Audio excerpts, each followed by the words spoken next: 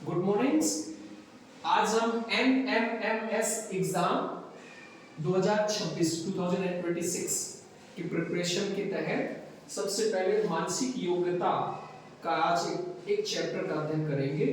मानसिक योग्यता में 90 प्रश्न आते हैं, उसमें से जो सबसे महत्वपूर्ण चैप्टरों में से एक है गणितीय संक्रियाएं।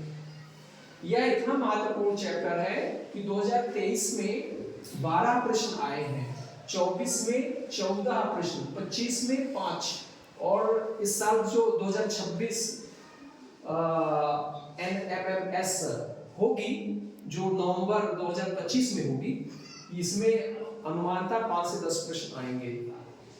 अब ये प्रश्न कि ज्यादातर बच्चों के गलत हो जाते हैं, उसका कारण ये है कि हल नहीं कर पाते बच्चे, या तो फिर तैयारी बहुत अच्छी नहीं रहती।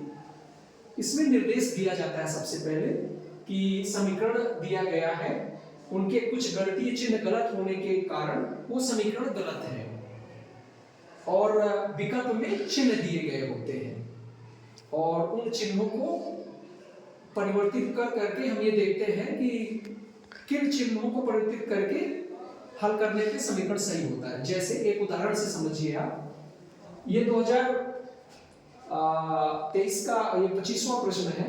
जैसे इसमें एक समीकरण दिया हुआ है 5 धन 3 गुणे 8 ऋण 12 भागे 4 बराबर 3 और विकल्प दिया है, पहला विकल्प दिया है धन और ऋण, दूसरा विकल्प दिया है ऋण और भाग, तीसरा विकल्प दिया है धन और गुणा, चौथा विकल्प दिया है धन और भाग, धन और भाग।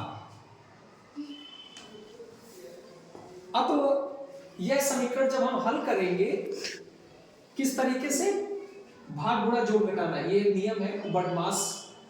डी से डिवीजन भाग, एम से मल्टीप्लिकेशन गुणा, ए से एडिशन जोड़, एस से सब्सट्रैक्शन घटाना। सबसे पहले भाग करेंगे इस तरह के समीकरणों को हल करने में, फिर गुणा करेंगे, फिर जोड़ घटाना।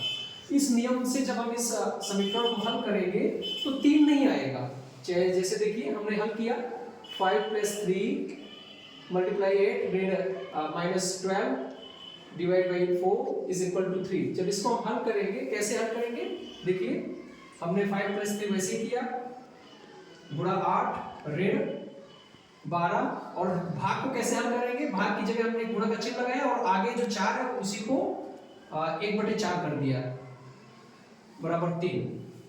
जब इसको हल करेंगे तो ये 4 × 3 = 12, यहाँ पे 3 आ गया, भाग हो गया। अब गुणा करेंगे, गुणा का चिन्ह ये है तो इन दोनों अंकों का गुणा कर देंगे, 24 आ जाएगा, 8 × 3 = 24 हो गया, यानी 5 + 24 - 3 = 3।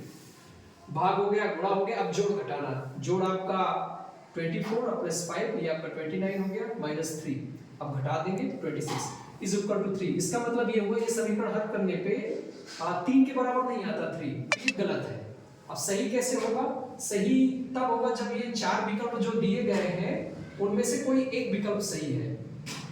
जैसे पहला विकल्प है धन और ऋण, यानी इसमें चिन्ह धन और ऋण जहां जहां है उसको अगर आपस में बदल के हल कीजिए तो अगर 3 आ जाता है उत्तर तो फिर वो समीकरण सही है।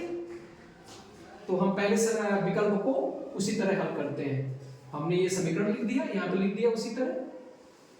इसके बाद जो पहला विकल्प है धन और ऋण, यानी यहाँ पे धन लिखा हुआ है, यहाँ पे ऋण, इन चिन्हों को आपस में बदल लिया, यानी कहने का मतलब धन की जगह ऋण कर लिया, ऋण की जगह धन कर लिया, तो इस तरह समीकरण आ जाएगा।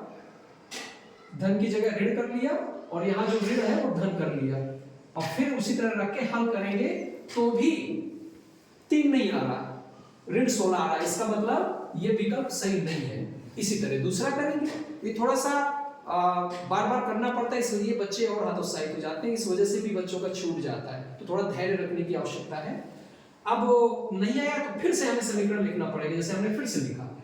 और ये जो दूसरे नंबर का विकल्प है ऋण और भाग, इसको आपस में चेंज कर लिया, यानी ऋण कहाँ पे है, ऋण ये है, अब भाग कहाँ पे, ये, इसको आपस में चेंज कर दिया, यानी ये भाग यहाँ कर दिया, ऋण यहाँ कर दिया, फिर हल किया, देखेंगे कि 3 आता है कि नहीं, हमने उसी तरह चेंज कर लिया, यानी यहाँ ऋण की जगह हमने भाग कर लिया, यानी ये ऋण था, देखिए हमने भाग कर लिया, यहाँ भाग था तो ऋण कर लिया।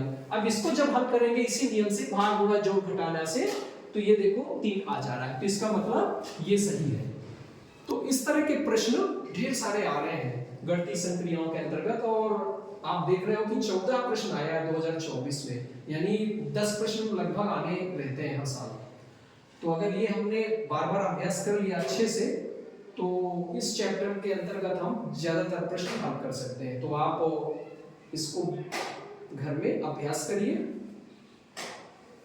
और इतना अच्छा अभ्यास कीजिए कि इसके सारे प्रश्न हल कर पाए। धन्यवाद।